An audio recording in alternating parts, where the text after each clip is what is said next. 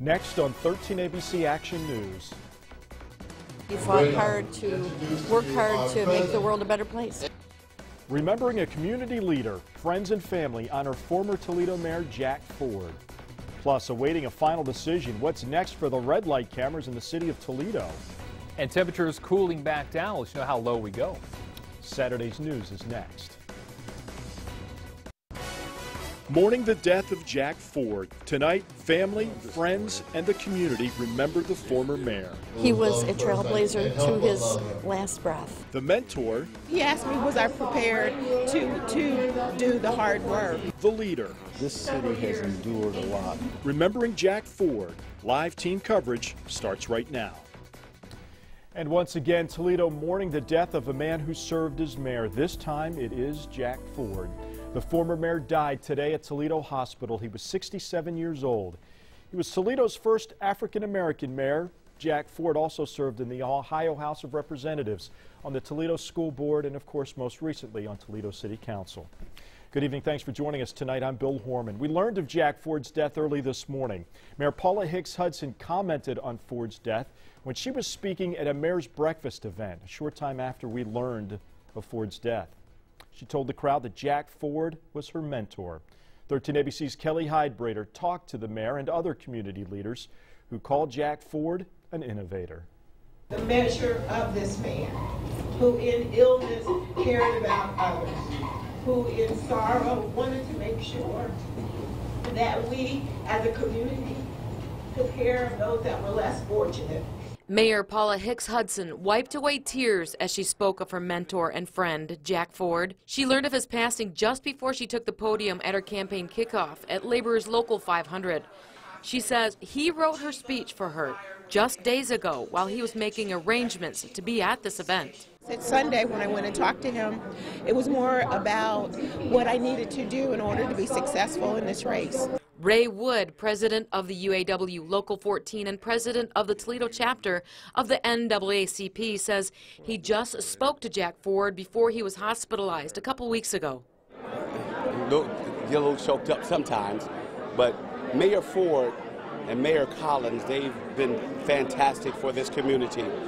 They've together, you know, even though they've had different regimes or different areas, but together they help put this Toledo community on a path where we can work together, where we can agree to disagree, when we can do the things that are in the best interest of our community. And, you know, and for both of them to leave so soon, with both of their work unfinished. Lucas County Commissioner Tina Skeldon-Wozniak says he was a political innovator. He was so innovative, and he thought outside of the box, and he would want people to be able to do things, and he didn't need to take credit. He just wanted things to get better. This city has endured a lot, but you know, we have rebound and will continue to rebound. Sykes and Ford have been friends for over 40 years, and he credits Ford for getting him into politics. Jack's going to truly to be able to raise enough funds to help her, help us tell the Paula Hicks Hudson story. He's going to be truly missed. That she's hardworking. Kelly Hyde-Brader, 13 ABC Action News. That's the emotion of this day. We have more reaction to Jack Ford's death, but before we get to that, we thought this was a good time to look back at the life of a man who made a huge impact on our city. Whether he was hosting his show Coffee with the Fords on 13 ABC, We're going to do what we have to do, or serving Toledo as its mayor, Jack Ford was one of a kind. Even though he's known as a Toledo resident, John Marshall Jack Ford was actually born May 18th, 1947 in Springfield, Ohio. He was an avid reader thanks to his mother's early influence, and a star athlete in high school who won a football scholarship from Woody Hayes to The Ohio State University. When an injury during his sophomore season ended his athletic career, Jack Ford then focused on academics and graduated with a degree in social work in 1969. He took a job with the Ohio Youth Commission and relocated here to Toledo, where he then enrolled in law school at UT and graduated in 1975. A former professor steered Jack Ford toward a teaching career, and his one-semester course on African American Studies became a subject Jack Ford taught for 21 years. But it was while he was teaching that Ford became active in politics. first winning a seat on Toledo City Council, then serving 4 terms in the Ohio State House. He ran for Toledo mayor in 2002 and earned the teasing nickname Smiling Jack for his sometimes sullen public persona. During his one term as mayor, he faced budget issues during a slumping economy, but did help pass an $800 million school improvement levy. He also implemented a badly needed multi-million-dollar water and sewer project. But after his mayoral term, Jack Ford returned to education, teaching at Bowling Green State University and serving on the Toledo School Board. And he and his wife Cynthia hosted a half-hour program. We called it Coffee with the Fords and broadcast it right here on 13 ABC. The program focused on Toledo's growing art scene and enabled Jack Ford a chance to share his insights on Toledo politics. Jack Ford was an athlete. He was an educator, a statesman, and part of our 13 ABC family. Family members tell 13 ABC that Jack Ford was home from the hospital. He had recently spent 10 days in the hospital, suffering from complications from kidney disease. Ollie Burton is Jack Ford's cousin, a pastor also in Ford's hometown of Springfield, Ohio, which is near Dayton. He tells us that Jack Ford loved his family and his city. He was a delightful person to be around. You know, he loved his family. You know, he just loved doing things. I tell you one thing, he always said, I just love my city, Toledo. Burton says family members are coming to Toledo from all across the country. Now, Jack Ford is the 3rd person to die in the last 7 weeks who once served as Toledo's mayor. Mike Collins collapsed of cardiac arrest on February 1st. He died 5 days later. Collins was 70 years old, and then there was John McHugh. He served as mayor from 1990 to 1993. He died January 30th at the age of 84. Another man who once was mayor is Mike Bell. He knew Jack Ford very well. He stopped by our studios to share his thoughts today, and 13 ABC Senna Orr talked with Mike Bell just a couple of hours ago. Senna? Bill, Mike Bell said he knew Ford was dealing with health issues, but was shocked to hear of his death. He said Toledo lost a community leader. Now, Mike Bell served as Toledo's fire chief under Ford's term. He took office as mayor himself as an independent 4 years after Ford. Bell says they were colleagues in the political arena and often butted heads, but said Ford was always straightforward and he respected that. But what I would say about Mayor Ford is that he was always trying to level the table for the underdog, and he would go out of his way to make sure that things were fair for everybody. And so from that standpoint, we have lost a large voice for that, because he was very much an advocate on making sure that everybody was treated fairly inside the governmental system. And former Mayor Carty Finkbeiner released a statement describing Ford as a close friend of 35 years. He stated, as able a community leader as Jack was, he considered him to be much more a friend than a fellow politician. Of course, Finkbeiner and Ford ran against each other for mayor back in 2005.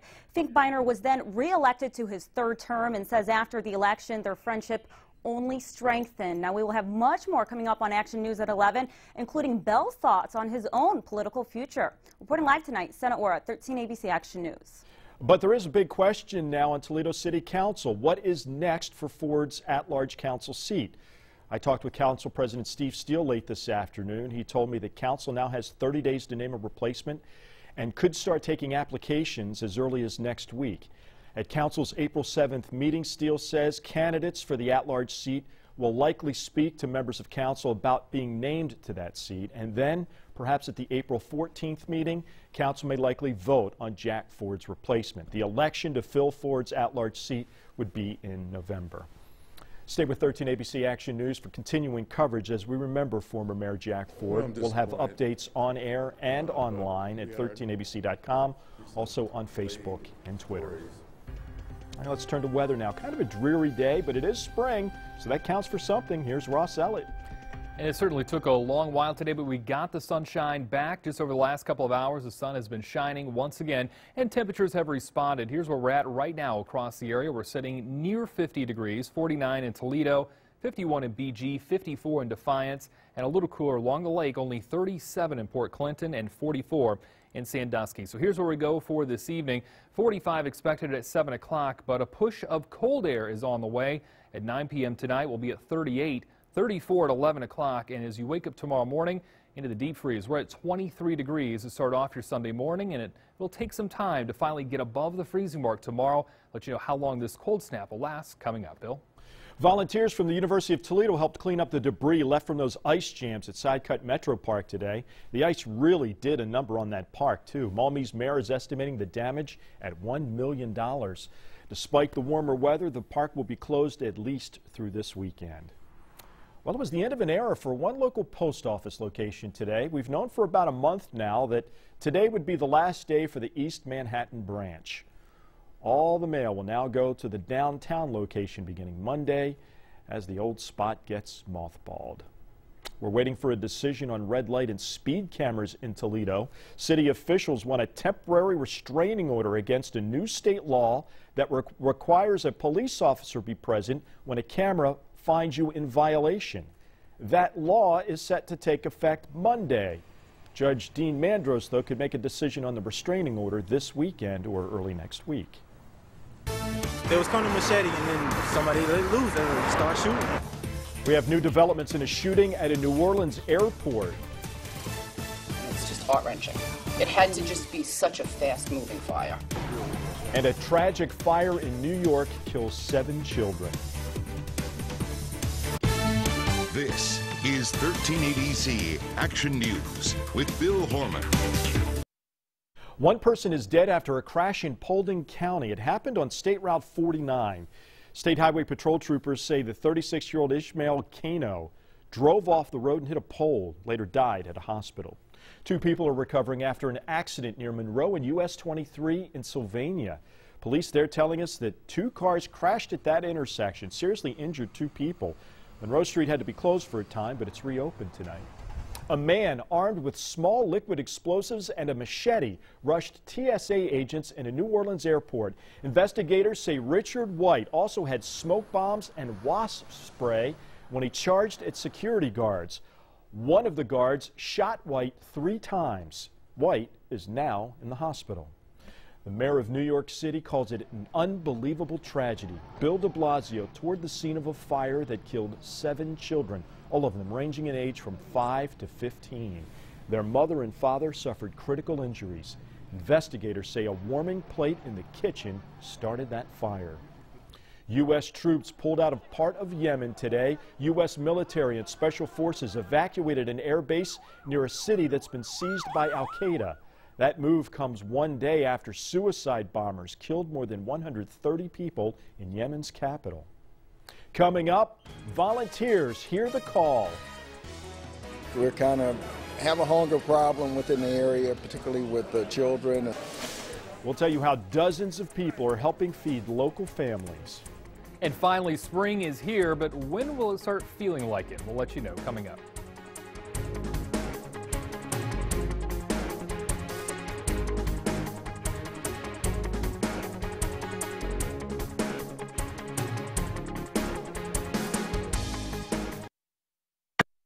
Now, 1380Z First Warning Weather with meteorologist Ross Ellett. After a cool and dreary start to the day, we finally got that sunshine. Just came late. We really had to work for it or wait for it today. Let's take a look at live Doppler 13,000 HD. And right now, clean sweep around the area. Things are looking pretty good. It is calm outside and we continue to stay dry. We've had a long dry stretch here and a cold front is on the way. This time around it will not bring any rain, but we will see the colder weather on the way. That starts for us late for tonight. Take a look here. Out of the next 7 days, 6 of them below average. Average, by the way, now around 50 degrees. And it'll warm up to about 55 a week from now. So lower 50s, that's the average this time of the year. We will not reach that mark. But only one day coming up for the next week. Today's average high 49. Tomorrow it goes to 50. We got up to 50 degrees today, 39 for the low, so a fairly typical day. We're sitting at 49 right now. We do have that sunshine, proof of it, a couple clouds out, but a lot more sunshine finally breaking through all of those low clouds that we had today. West to northwest wind is at 12 miles per hour. That does make it feel like 44 outside, but winds will calm down a bit overnight tonight, going to about 5 miles per hour tomorrow, staying at 5 to 10 miles per hour. But the cold weather settles in. We're down to 23 overnight tonight. Tomorrow at noon, still at the freezing mark, 32 degrees, and then finally reaching 36. But not until late for tomorrow, around 4 to 5 o'clock for us by the time we hit that high temperature. Again, those low clouds, you can see them here, those low kind of gray clouds here just kind of hanging around, very stubborn throughout the day today, finally beginning to push on out. We've got some clear weather back to the west, and finally some clouds filtering back in on Monday. So despite the colder weather tomorrow, we will enjoy quite a bit of sunshine across the area. A few clouds just kind of hanging around every once in a while for tonight. We'll call it mostly clear to partly cloudy. And then for tomorrow morning, we got a few clouds coming in early, and then those will push on out as we head throughout the day. Should be a beautiful afternoon with a lot of sunshine on the way throughout late Sunday. Monday, the clouds return. There is a slim chance here for a snow flurry or two, mainly to the southwest of Toledo on Monday morning. I think most of it is completely dry, but slim chance there going into Monday morning. Tonight, 23 for your low, a cold one, a light wind, and a partly cloudy sky. For tomorrow, 36 for your high, a lot of sunshine, much cooler weather here compared to anything that we've had over the last couple of days. And that cold weather settles in Monday going into Tuesday, highs still in the upper 30s. So a 3-day stretch here. And we're going to break that pretty quickly. We'll turn it around on Wednesday, reaching a high of 58, a few spots south of Toledo, hitting 60 on Wednesday. A few showers are also possible. And then we're going to cool back down late next week. So some showers, maybe even a rumble of thunder south of Toledo for Wednesday. Thursday gets cooler. Friday, scattered snow showers with a high of 33. So I guess that's kind of the nature of March, and those big ups and downs where you could have thunderstorms and snow in the same forecast. In the same week even. There you go. Ross, thanks. Hi there, I'm Joe Nugent. Straight ahead, the latest from Columbus as Rogers plays for a state championship. Plus, Defiance hits the court with a regional on the line.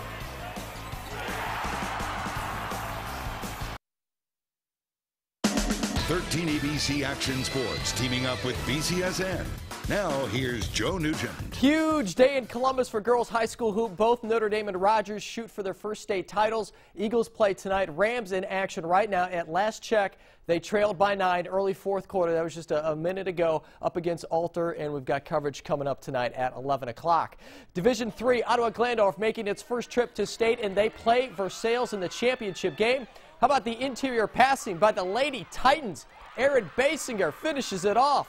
Then on the break, Katie Hempfleet behind the back to Danielle Schroeder. Also crashing the boards, Alyssa Ellerbrock cleans it up. This is a very tight game, but the Tigers win their second state title 49-46. A great year for OG. On the boys' side, regional basketball, Defiance playing for a trip to the Shot, Division II action from the Stro. Defiance faces what's supposed to be the 5th-ranked team in the division. That's Holy Name. Bulldogs red hot from the start, and they pull away right here, actually. Katwan Singleton, the and one, far from through. Another high percentage look for Singleton. He scores 20, and that action inside opens up the arc. Michael Menendez happy to take advantage. Wide open look for 3. That's NBA range, and he's feeling it. Why not shoot another one? All Defiance 58-33. They play Dunbar Friday afternoon in the semifinal. Also at the Stro, second round CIT action for the Bowling Green Falcons on the home hardwood for this one, with the chairman of the tournament and Cardinal Stritch head coach Jamie Kaczmarek courtside. BG working from behind against Canisius. Spencer Parker to the senior Rashawn Holmes. Back from the concussion, Holmes drops 14. Limited action this year for J.D. Tisdale. Knocks down a second half 3 and leads the charge off the bench with 8. Javon Clark, another senior, scores a team-high 17, but this is it for the senior in all 4 in the class. Canisius leads wire-to-wire 82-59. Falcons finish off a good year, 21-12, but a tough one here in the finale. Certainly wasn't one of our better efforts. It was borderline uninspiring, at least from where I sat. Disappointed that the season ended that way. I can't put my finger on it. We've had pretty good practices leading up to this game. Like right now, fresh in the moment, it's kind of hard to look back. But I'm, sure a little bit from now we'll be able to reflect back and look at some of the good things we did this year. But right now it's tough. That's a good year for BG. Big step in the right direction. Nigel Hayes and the Wisconsin Badgers moving on after a decent challenge from Coastal Carolina last night. 14-point win for the 1 seed, never really in doubt. The Whitmer grad scores 15, hitting half his shots from the field. Wisconsin faces Oregon tomorrow night. And as far as Big Ten basketball goes, Bill, Ohio State giving Arizona everything they can handle right now, just a 1-point game at the break. Bracket players watching that game. Yeah, you know it. Thanks, Joe. What's ahead in the weather? We'll tell you. Ross will have your evening forecast when we come back. We have breaking news just into our newsroom. The man involved in that shooting at a New Orleans airport has apparently died. This update coming in just a few minutes ago. Now, as we've reported, police say Richard White rushed a TSA agent with a machete and some liquid explosives. Security agents then shot him, but apparently he has died now at the hospital. And a look at that 7-day forecast here tomorrow. A bit cooler, 36 degrees for your high. A lot of sunshine, though. The cool weather lasts Monday into Tuesday. High struggling here, only getting into the middle to upper 30s. Wednesday, much warmer. We'll have some showers around the area, 58 degrees. By Friday, we'll turn it around again. Only a high of 33 degrees with some scattered snow showers across the area. Finally, tonight, volunteers came together to help needy families. This was the scene at the Franciscan Center at Lourdes University today. Donations helped pack 60,000 meals. Volunteers were hoping to raise $25,000 this year. A lot of great work. They do it every year. And that is 13 ABC Action News at 6. For Ross Elliott and Joe Nugent, I'm Bill Horman. Thanks for watching. We'll see you back here tonight at 11 o'clock.